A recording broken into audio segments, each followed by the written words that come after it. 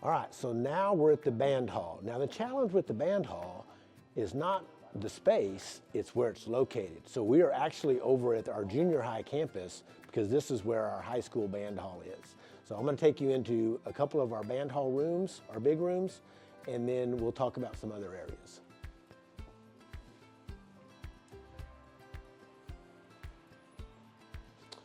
So this is the main practice room. And you can see from the walls, we've had a lot of success.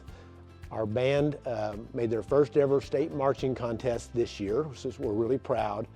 And we have 32 members that qualified for state solo and ensemble. And that contest is at the end of May, so we're really proud of their accomplishments. Again, a good size band hall. It is a little dated. The sound in here is pretty good according to our band directors. And then we have a secondary smaller band hall, but still good size, right over here. We have some instrument storage, another instrument storage room.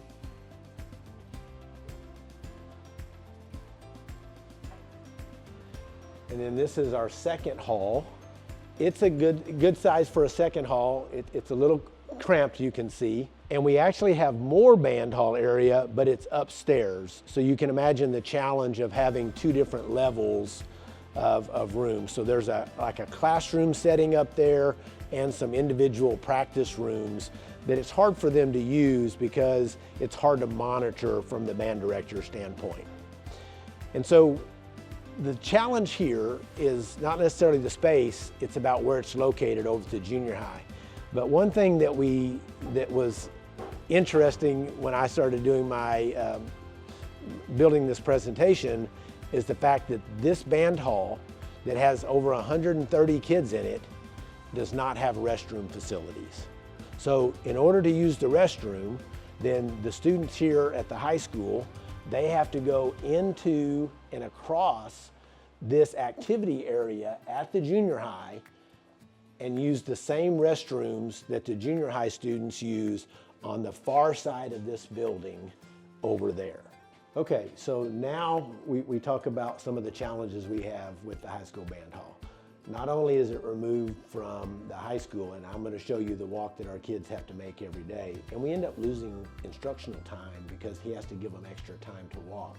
But think about when in marching contest, they have to walk even farther because every day they go over to the football field, which is probably an extra 200 to 300 yards past where we go into the high school. So we're going to take that trip as a band student.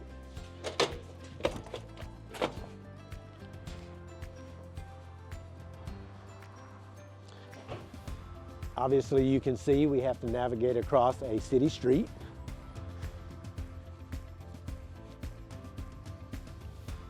And again, this is a little bit, it's a beautiful day outside, it's spring, but it wasn't just a couple weeks ago, it was not beautiful. We had the strong winds, we had the rain, the cold, and some of those days happened all at the same time, which we did have a couple weeks ago, and it made it a challenge.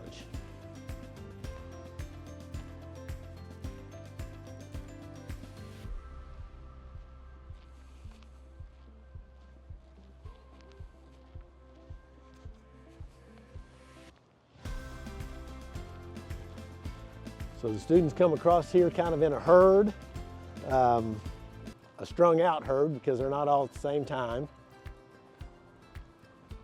And then they work themselves through the front door, and then they go through our weapons detector system, which also takes a little bit of time because there's so many coming at one short amount of time.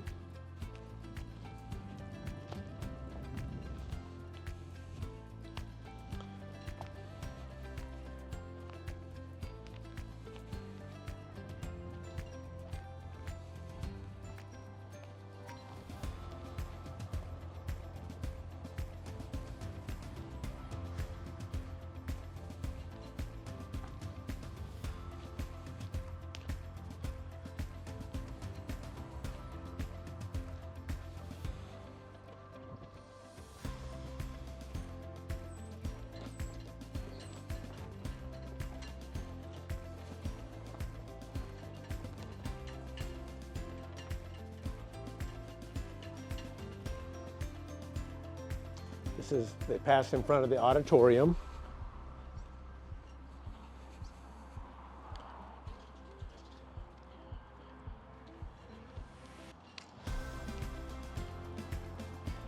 Then we go in through these doors.